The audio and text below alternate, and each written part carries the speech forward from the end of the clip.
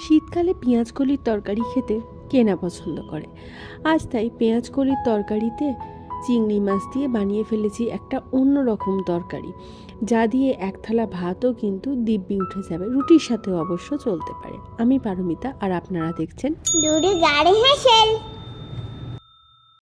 সরাসরি চলে এলাম দুর্গার হেসেলে। নিয়েছি পেঁয়াজ কলি, লম্বা করে কাটা আলু, চিংড়ি মাছ নিয়েছি, আর নিয়েছি পেঁয়াজ কুচি, রসুন কুচি, আর ঘরোয়া সমস্ত মশলা অর্থাৎ হলুদ, কাশ্মীরি লঙ্কা, জিরে গুঁড়ো, ধনে গুঁড়ো, কিছু কাঁচা লঙ্কা আর নুন চিনি।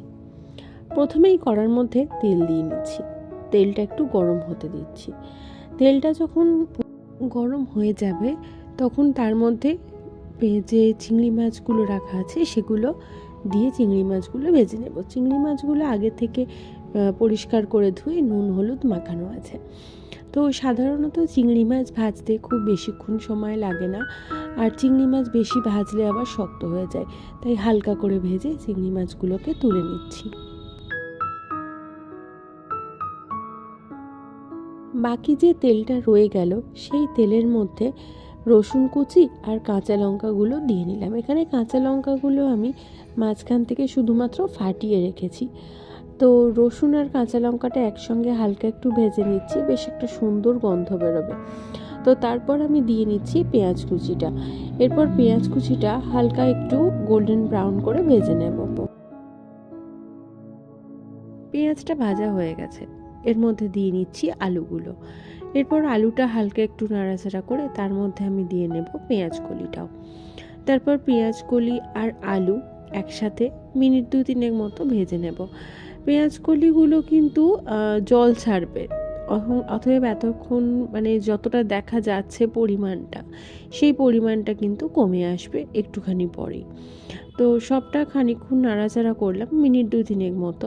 তো তারপর নুন আর চিনি যেটা একসাথে রাখা ছিল আর হলুদ, এই দুটো জিনিস এখানে দিয়ে নিলাম। তারপর এই দুটোকে আর একটু মিশিয়ে নেব, নিয়ে চাপা দিয়ে রেখে দেব মিনিট 10 মতো। ফিরে এলাম মিনিট 10 পর। তো একটু দেখিয়ে দিই যে কতটা পরিমাণে জল ছেড়েছে পেঁয়াজ কলি থেকে।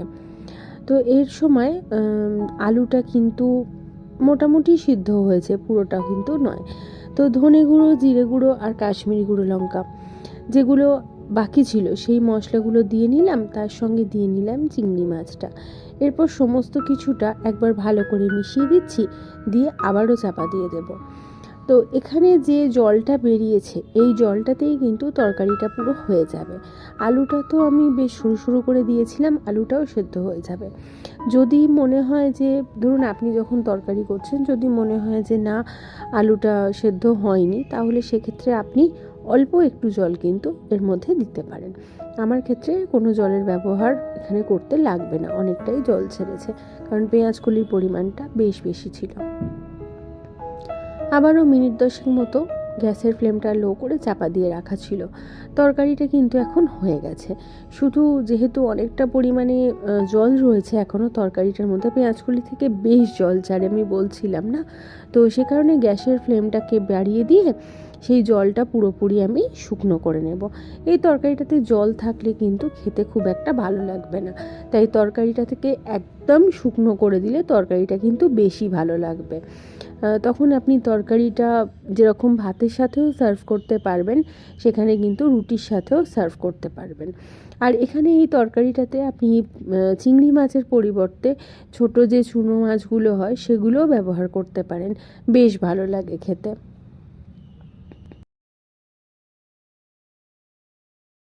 তরকারিটা শুকনো করা হয়ে গেছে, গ্যাসের ফ্লেম অফ করে 5 মিনিট স্ট্যান্ডিং টাইমে রেখে দিলাম। চলে এসেছি একদম আমার লাঞ্চের টেবিলে। তো ভাতের সাথে এই তরকারিটা আমি তো খেলাম, ভীষণ ভালো লাগলো। আপনারা ট্রাই করুন, আমাকে জানান কেমন লাগলো। ভালো লাগলে পাশে থাকবেন প্লিজ। দেখা হবে নতুন ভিডিও।